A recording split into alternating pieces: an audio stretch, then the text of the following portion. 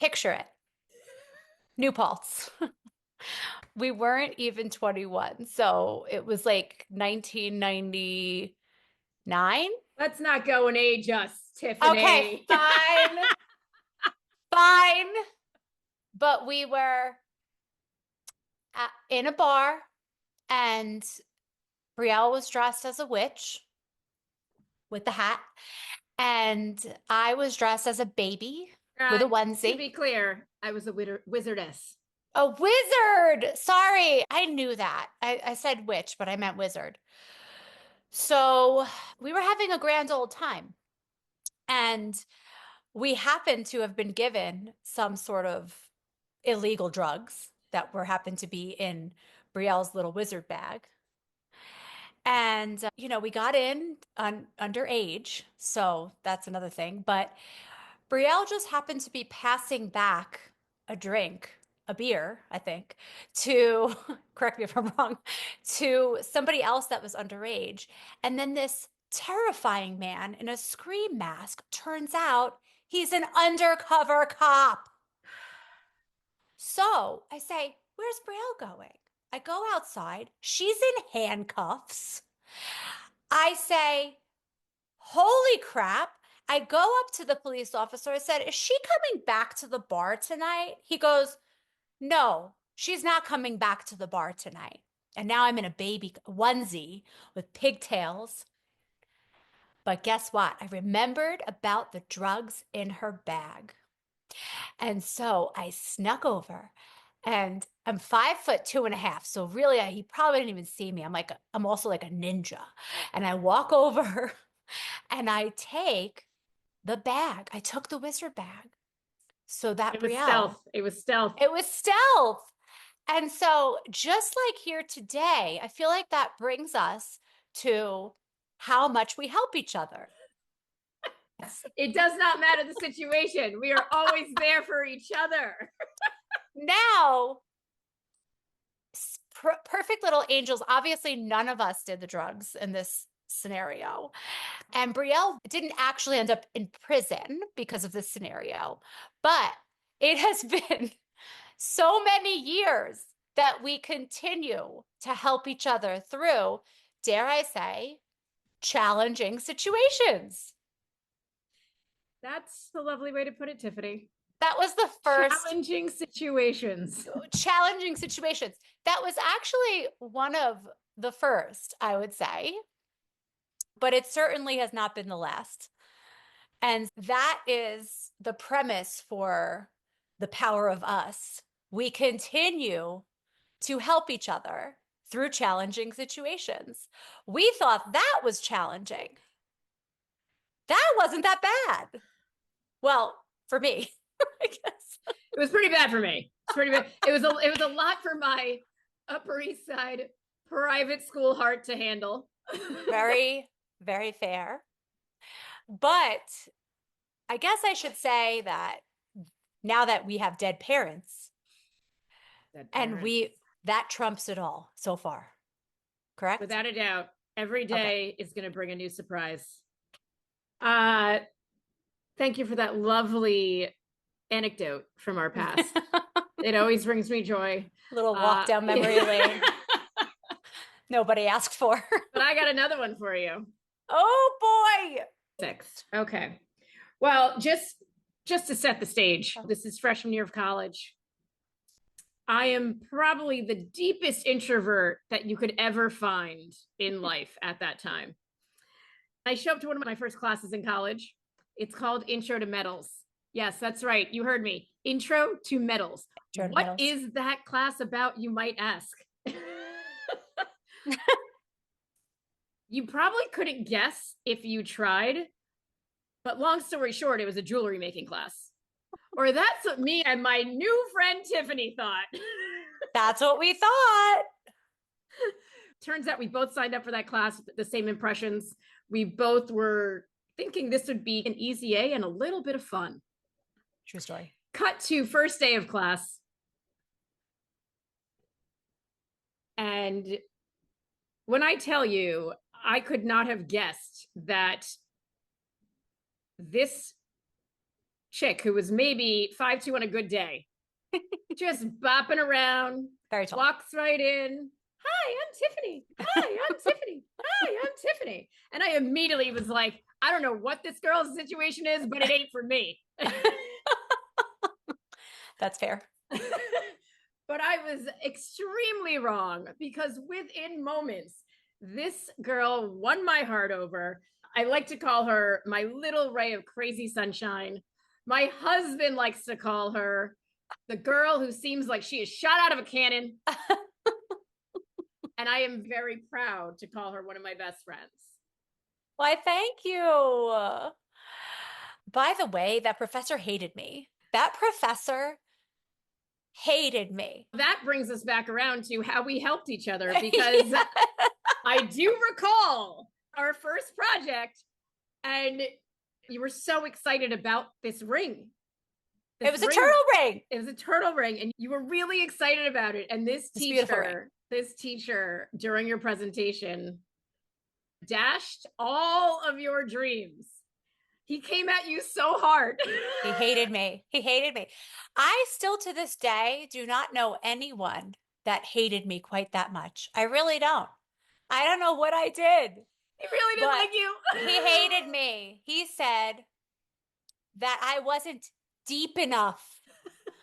And this wasn't just about making turtles.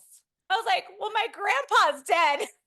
I also believe that during that project, when you were explaining and really pouring your heart out about this project, this turtle project, and this man just stepped in and was like, what are you doing? Turtles are nothing. I don't care about your dead grandpa. Fine. It does circle back because it does. Was about it's Apparently, my grief was not clear enough to this man. Your grief was Maybe he also didn't love turtles quite as much. It was not creative enough for that man. Your grief was not creative enough. You made a dollar sign. And he was like, wow, Brielle, what a great idea about consumerism. And I'm like, she wasn't thinking about consumerism. But you know what? My explanation was pretty fantastic. Your explanation was fantastic. I thought mine was too. I saw that man coming a mile away. I was like, oh. He hated me. No, this is going to have to mean something to you, even though I just want to make a pinky ring. Correct. Do you still have that ring? Oh my God. Now I have to check because if I definitely got rid of mine. If I do, I will be super stoked, but I feel like it has gone. I know. It has been, yes, trashed over the years, but we also didn't know what we were doing. No. So it's probably not the best. Like in my mind, it looks like beautiful pieces of jewelry, but perhaps time has tarnished my memory of that experience. I'm hoping the jewelry came out at least nice. By the way, total sidebar real quick, just about that. I'm a little upset at now that I'm thinking about it and remembering how much money the materials costed for that class. I don't know that we paid for that. We did. We had to go to the shop and buy. Oh, I remember that now. Silver. Well, I blocked most of that out because that was the most torturous experience ever. I mean, not that everybody likes me, but usually I'm not met with hatred and disdain. Usually. I wish I remembered his name because I would look up and see if he was still around because he might be the only person on this planet that can truly dislike you. I know. Also, we could ask Adam. Shout out to Adam because we met Adam. We'll have to have Adam on. We'll have to have Adam on. He's got a lot to say. His mom's dead too. Also, Dead Parent Club. Dead Parents. Dead Parents Club. Welcome to Ain't Nothing But a G Thing. This is a grief-positive space where no feeling is too weird, too loud, or too much. Through real talk, raw stories, and a lot of laughter, we're flipping the script on grief, from downward spiraling to growing upward together. We're not here to fix your grief. We're just here to sit with it and maybe laugh at it. 2 friends, 2 dead parents, a million what the F moments. And we're here for all of it because grief is weird. And so are we. Okay. Okay, so I want to just share before we start Yeah. that we are looking Mhm. at right now behind me. I didn't do this on purpose, but this is one of my weirdest grief purchases. Oh, yeah, I remember that. I creepily collected all of, well, not all of them, a third of my father's clothing and sent it to this lovely woman who I met in a Whole Foods parking lot. You didn't tell me that part. Wait, hold up. So this wasn't like someone you found online? No, Tara, apparently my sister, she had a connection to a woman who like makes these quilts. And so we met her in the Whole Foods parking lot.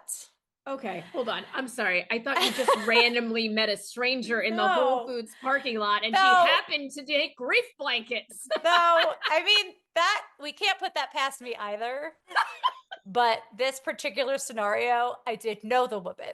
Well, my sister knew the woman, but sure enough, here's all of daddy's clothes right next to me all the time.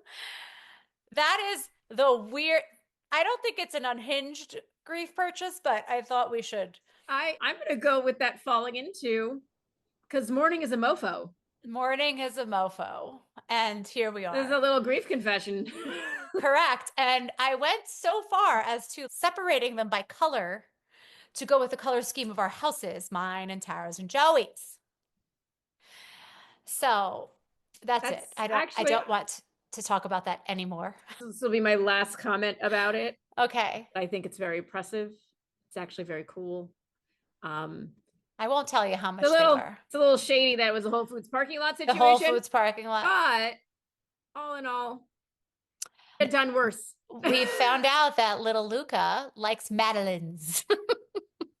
That's what we bought in Whole Foods after the whole blanket Obviously, yep. experience. You know, you Okay. needed a little carb load after the crying. Yeah, of course, of course. Little one. I love that impromptu morning is a mofo.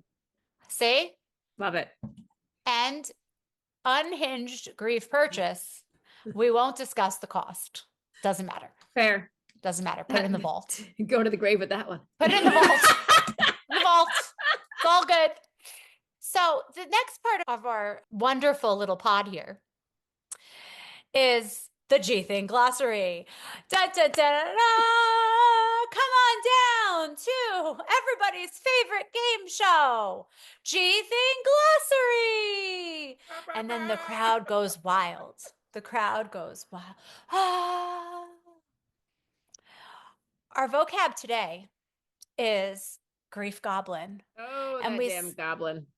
we so perfectly put it on our Instagram page, just as you think, baby. And grief goblin is a noun. And the definition, would you like me to read it out loud? Yes, I should please. read it. Please Okay. read it out loud. Grief goblin, noun. The little troll in your brain that shows up uninvited at brunch and whispers, remember they're gone, right as the mimosas hit. Used in a sentence, I was fine until the grief goblin climbed on my back mid-target run. I am extremely familiar with this grief goblin. It took me a while to understand that this was going to continue to happen and it wasn't just a random thing. My personal grief goblin rides the subway with me every day to work. Every single day. Every single day. Do you save a spot for him? In the beginning, it was one of those things where I was like, oh, we're about to go to the subway. He's going to be waiting there for you. Yep. So, what are we going to do? And I really figured out the best form of defense was a strategically put together playlist. Oh, that's a good idea. Now, you got to be careful with the playlist though, because you got to be real careful with the playlist. sometimes the song will turn on you, just like the damn grief goblin. The grief goblin even comes in with Billie Eilish. And I'm like, wait, this song's about breakup. You got to be careful because sometimes you're like, oh, wait, oh, this is my favorite song. But is it? Because all of a sudden, your favorite song could be what destroys you. That's exactly right. That's so exactly right. You gotta be careful. But I have found a really, really strong through line and really great defense with disco. I love that The so grief much. goblin hates disco. I love that so much. I'm going to try that because you know what I do? It's very toxic, but I put on Real Housewives of New York. I mean, And I'm it's fine. sorry. No, it's fine. Everything's fine. But the problem is when by accident I like go to scratch my ear and then the AirPod comes out and then blurting out in mixed company again, there's people screaming at each other.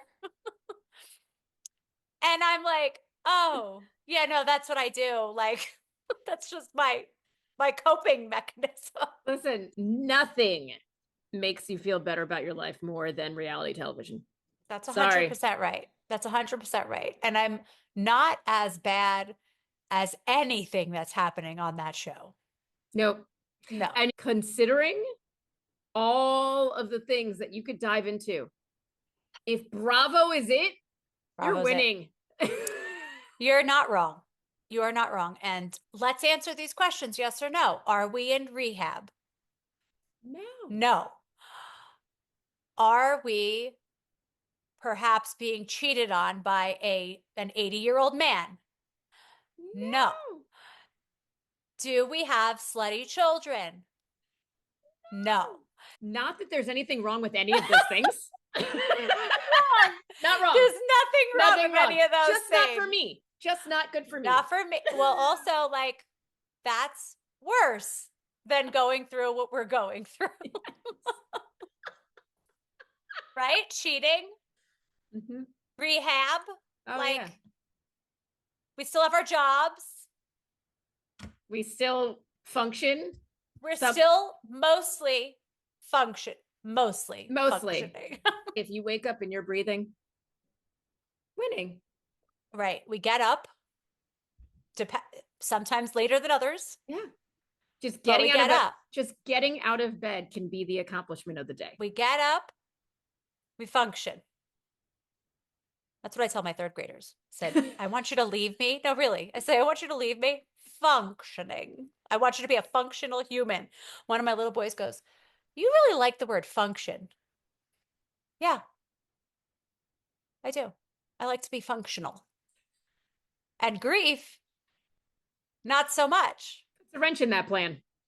For the first, I would say 3 months, I did not feel functional at all. I remember those months for you. Yeah. And so we've come a long way, baby. And I think that talking, sometimes just like being like, holy crap, can you believe that this happened on the subway or like wherever we are in those moments, you're just like, let's laugh about it. And I think that is ultimately so far what has been the most helpful. I agree. And I think that's one of the reasons that we decided to start this. Exactly. You know, it was essential to me to have a voice or a sounding board that understood what I was going through at any given point during the process. And I think that that is something some people don't have, and they should. Agreed. And I think also like it feels so incredibly lonely to be having these thoughts. And then you are so exhausted by the functioning throughout the day that you're not exactly ready to be like, this is how I'm feeling to an outside party. It's like because you're so tired from doing Mm-hmm. all the other things that it's very isolating. It's very isolating. You feel alone, even though we both have like wonderful husbands that, if anything, will at least pretend they're listening. And They pretend so well. they They really do. pretend so well. I got to give a lot of credit where credit is due. They pretend very well. But again, it's still so isolating because you don't want to go over it again. And Yeah. also, you don't always know why you're sad or why. And that is why the grief is weird. It's Mhm. not always sad. That's the weirdest part, I think. No, it's not. Yeah, you're correct. It can be a range of emotions. Yeah, It's just different. it's just different. It's just different. And I have to say, just thank you to all the, since we started this Instagram, like, I want to give a big shout out to all the previous grief posts and grief people. There's a lot of people out there that are doing We could say the the grief work. community, The grief grief community. community, Thank you. I was community. trying to find that word.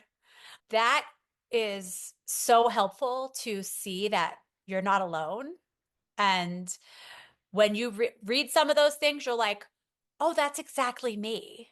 And it feels very good to be in a safe space where we're all feeling the same things, even if we can't exactly articulate them. I just forgot the word community. So here we are. There's going to be a lot of that on my end. That's a good Words, word. words are hard. It's a good word. Wait, I'm in Community. PR. What? No, words are hard. It's fine. And I teach vocabulary daily to the children. In fact, community was one of our words in one of our texts this year. And we make up movements for all of our words. And this is, I know not everybody can see me, but this is the community. The kids come up with the signs themselves, but so community. We should come up with our own signs. I love that. I'm already thinking the grief goblins. Yeah.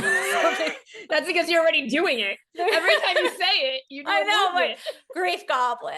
He's here to take your joy and remind you of the loss in the maybe most inopportune moments. Because what'd she do? Cry at the gym. Cry. She's crying at the gym. She's crying on the subway. On the subway, wherever it is. She's crying at the grief Green goblin. I mean, yes, the grief Coming goblin just comes you. for you. So the last thing that we have to share is the why. We already said sort of our why, but there's power within us that unfortunately we had to do this is like bring out of each other. So we didn't really fully go into it, but sorry, Brielle was first. My dad died first. And that was April 8th of 2024. And sadly, Brielle lost her mom a couple months later on, do you want to share the date? On August 1st. Yes. So Brielle was already helping me for 3 months. And it was the worst 3 months of my entire life. And I think that I did not know what was going on for a lot of it. I had no idea what was going to entail and all the stuff I had to do and all of the, you guys all know, everybody knows about all that stuff. And then those things end and you feel even weirder that, you know, I'm still picking up the phone trying to call him and stuff like that. But then Brielle had to go through it in a very different way. And we'll go on into that at some point another time. But that made us realize that we could use this power of us. And then us also stands for upward spiral, which just brings me so much joy. But that we could use that power to move forward and to find a path through, because we all know you can't go around it. I tried a lot of different things to go around it. A lot of people try to go around it. A lot of people try, and I luckily had you to prevent some of the bad ways you could avoid it.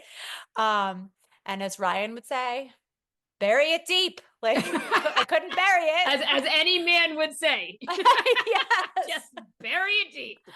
But I couldn't do any of that. And so I think that's the essential point of this, is that there's power in each other. And yes, me and you are very special. Like we are very special people, but it's really within all of us to help each other and to put a different spin on the usual grief conversation that's all about sadness and thinking about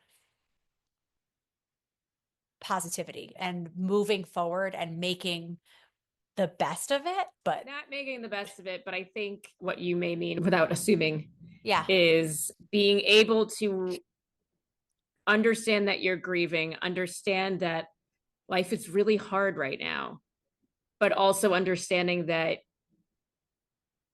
you have to still function in life.